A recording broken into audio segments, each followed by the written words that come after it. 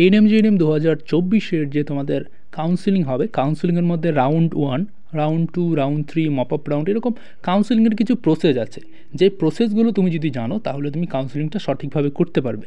তো কী প্রসেস থাকে, কাউন্সিলিং কীভাবে করতে হয়, কবে রেজিস্ট্রেশন করবে, রাউন্ড 1-এ যদি তোমার একটি সিট অ্যালট হয় তখন কী করবে, যদি অ্যালট না হয় তাহলে কী করতে হবে, সম্পূর্ণ প্রসেস তোমাদের আজকের এই ভিডিওর মাধ্যমে আমি বুঝিয়ে দেবো।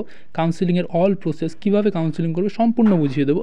তো দেরি না করে আজকের ভিডিওটি আমরা শুরু করি। তুমি সম্পূর্ণ প্রসেসটি দেখো, দেখলে তোমার একদম ক্লিয়ার হয়ে যাবে কীভাবে কাউন্সিলিং হয় আর কীভাবে তোমাকে কী স্টেপ বাই স্টেপ করতে হবে পুরো কাউন্সিলিং প্রসেসের মধ্যে তুমি একটি কলেজের সিট পাওয়ার জন্য। ঠিক আছে, তো চলো দেরি না করে আজকের ভিডিওটি আমরা শুরু করি।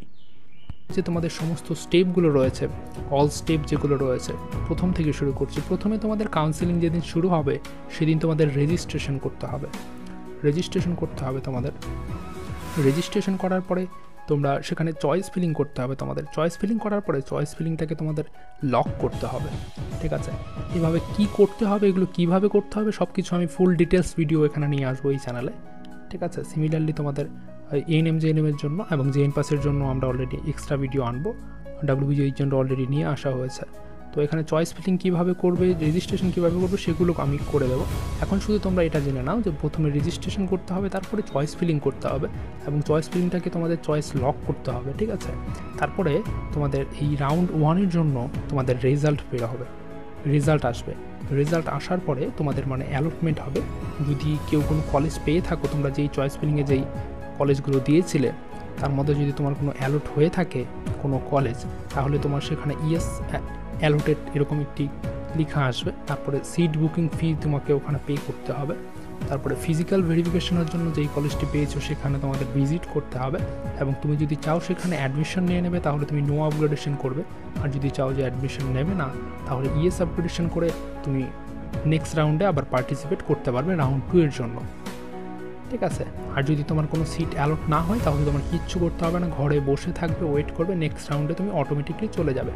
আর তুমি যদি প্রথম রাউন্ডে তোমার একটি সিট অ্যালোটেড হয়েছে, তুমি সেই কলেজে তুমি গেলেও না, কিচ্ছু করবে না, তাহলে তুমি কাউন্সিলিং থেকে বেরিয়ে যাবে, তুমি আর ফার্দার কোনো কাউন্সিলিংয়ে পার্টিসিপেট করতে পারবে না। তাই জন্য তুমি যেই সিটটি অ্যালট হবে সেই কলেজে যেতে হবে, সেখানে ফিজিক্যাল ভেরিফিকেশন করতে হবে তোমার ডকুমেন্টসগুলো দিয়ে।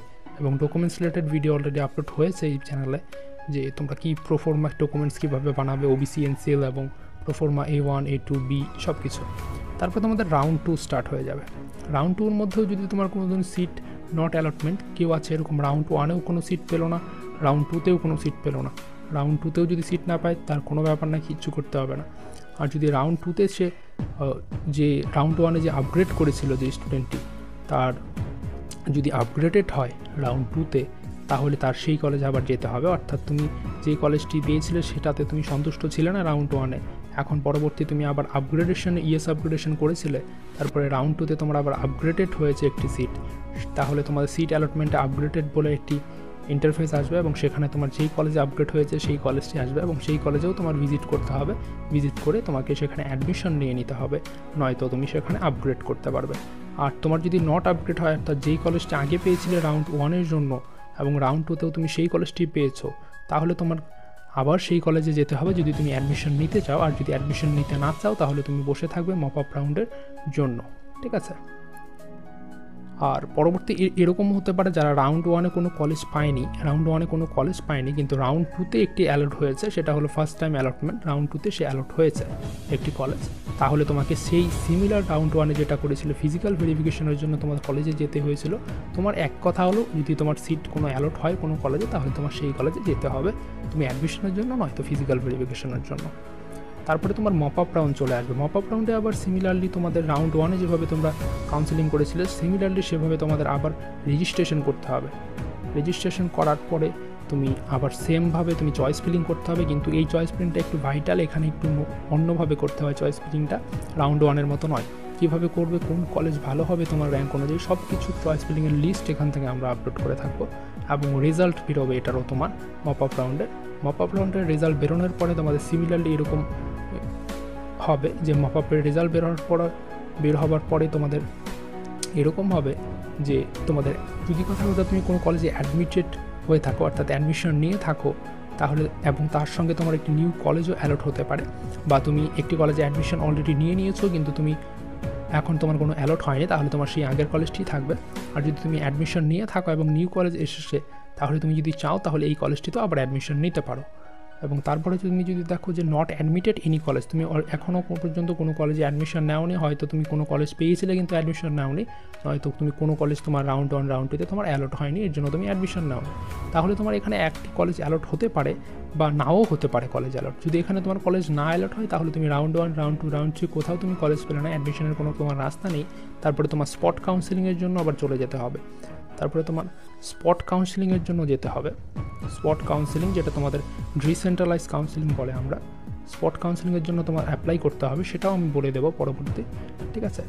তো এভাবে তোমাদের সম্পূর্ণ যে কাউন্সেলিংগুলো হয় এভাবে হয়। প্রথমে রাউন্ড 2তে তোমাদের রেজিস্ট্রেশন করতে হয়, চয়েস ফিলিং করতে হয়, কীভাবে করতে হয়, কীভাবে কী করতে হয় সব কিছু এখানে আমি বলে দেবো, ঠিক আছে। তো এইভাবে তোমাদের রেজিস্ট্রেশন, চয়েস ফিলিং এবং রেজাল্ট সব কিছু আসে। সব কিছু আসার পরে তোমাদের অ্যালটমেন্ট যদি হয় তাহলে ইয়েস, তারপরে সিট বুকিং ফি একটা পে করতে হয়, ফিজিক্যাল ভেরিফিকেশন, অ্যাডমিশন, এগুলো তোমাদের বা ইয়েস আপগ্রেডেশন, নো আপগ্রেডেশন। আর যদি তোমার সিট অ্যালট না হয় তাহলে তুমি ওয়েট করতে হবে, এবং রাউন্ড 2তে তোমার সিট যদি অ্যালট না হয় তাহলে কিচ্ছু করতে হবে না, ওয়েট করতে হবে মপ আপের জন্য।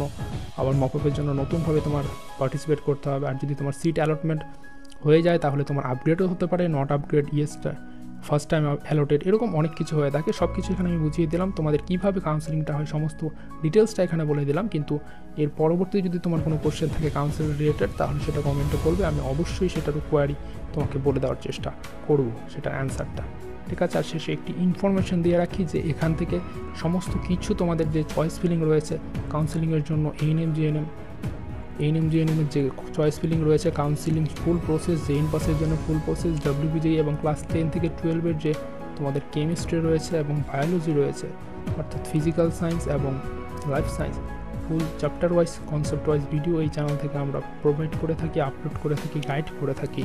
তার জন্য এই চ্যানেলটি তোমার ভাই বোনদের শেয়ার করে দিতে পারো সায়েন্স এডুকেটিংকে, এবং তুমি তোমার দাদা দিদিকেও শেয়ার করে দিতে পারো যারা কম্পিটিশন পরীক্ষার প্রিপারেশন নিচ্ছে, ANM GNM, J N pass, WBJEE, NEET যেই এরকম এক্সামের তোমাদের রেজাল্ট কোন দিন আসবে, এএনএম জিএনএমের কাউন্সেলিং কীভাবে করবে, ফুল প্রসেস কীভাবে করতে হবে স্টেপ বাই স্টেপ ভিডিওতে বুঝিয়ে দেবো।